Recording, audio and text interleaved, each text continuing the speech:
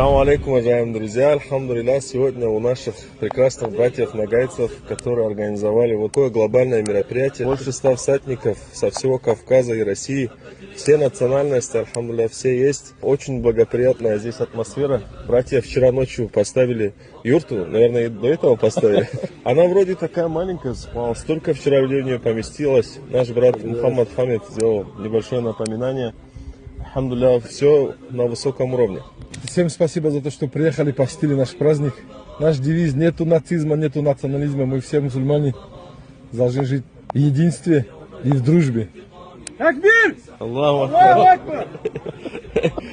Машаллах, и реально сердце греется от таких вещей. Вот вижу, как молодые и немолодые наши братья стараются гостеприимство проявлять. Сейчас еще здесь они организовывают, потом поедут на первую точку, где мы ночью останемся, там они будут готовить и организовывать, иншаллах.